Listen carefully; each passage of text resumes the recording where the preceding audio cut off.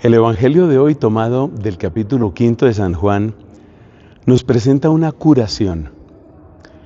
Es Cristo que, junto a la piscina de Betesda, le otorga la salud a un hombre que llevaba 38 años paralítico.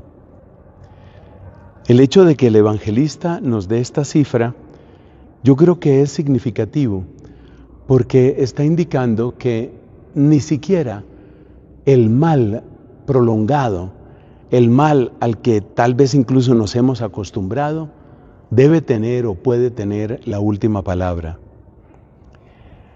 Hay una expresión que se utiliza en mi país y supongo que en muchos otros lugares, cuando algo es demasiado complejo, demasiado difícil, cuando ya perdemos la esperanza, entonces decimos es un caso perdido.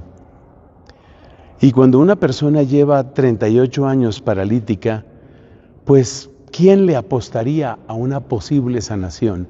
¿Quién diría se puede hacer algo por ese paciente, por ese hombre? Tal vez nadie lo diría. Pero Cristo tiene algo que decir. Cristo tiene algo que contar.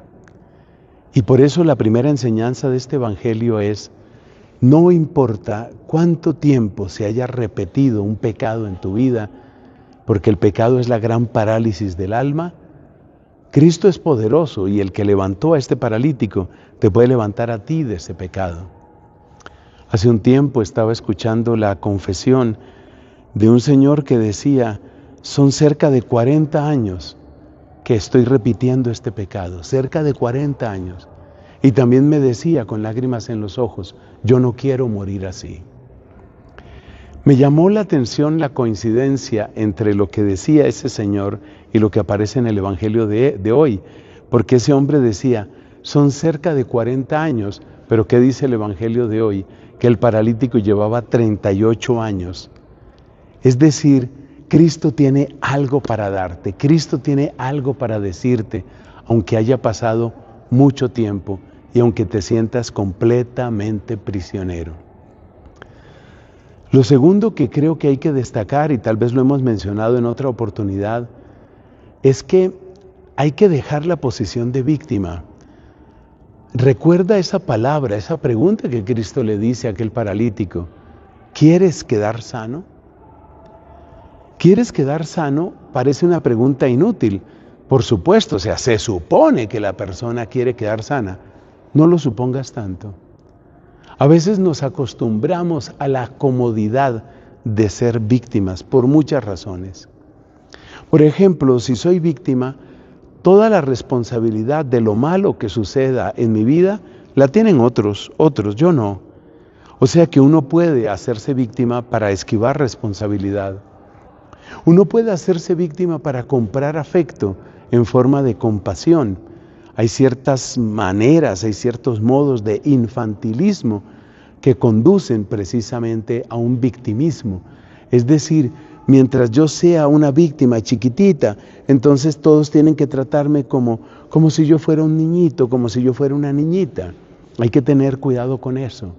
Uno puede preferir ser víctima, pues porque quiere de alguna manera comprar afecto, ya lo dije, en forma de misericordia, en forma de lástima de otras personas. En otras oportunidades, a veces uno quiere mantenerse en posición de víctima para justificar, óyeme esto, para justificar los deseos de venganza. Así, por ejemplo, el marxismo tomó a la clase sufriente de su tiempo, es decir, los trabajadores pobres, sobre todo en la Inglaterra del siglo XIX, y el mensaje el mensaje de Marx para aquella gente era: ustedes son los que siempre han sufrido, entonces necesito la rabia de ustedes para golpear el sistema. Entonces quiero que te sigas sintiendo víctima, quiero que siempre tengas a quien echarle la culpa, porque si la culpa la tienen otros, entonces tú tienes derecho a tener rabia, tú tienes derecho a vandalizar los espacios públicos, tú tienes derecho a incendiar el país, tú tienes derecho a matar, a secuestrar, tú tienes derecho a reclutar niños, como ha hecho la guerrilla, por ejemplo, aquí en Colombia. Tú tienes derecho a todo. ¿Por qué? Porque eres la víctima. Entonces uno puede creerse víctima o uno puede afianzarse en su posición de víctima como una manera de asegurar el derecho a la violencia. La pregunta de Cristo, ¿quieres salir de ahí? Es una pregunta que no es obvia, porque es una pregunta que nos está invitando a dejar la postura de víctima y a darnos cuenta que sí podemos hacer muchas cosas. Son las dos enseñanzas que en esta oportunidad he querido destacar de este Evangelio. Primero, que para Cristo ningún tiempo es vencedor cuando se trata del pecado. No, después de 38, de 40 o de 60 años, Cristo tiene todo su poder, lo sano y fuerte, para transformar tu vida. Y segundo, dejemos ya la postura de víctimas y empecemos a trabajar por lo que merece la pena. Así sea.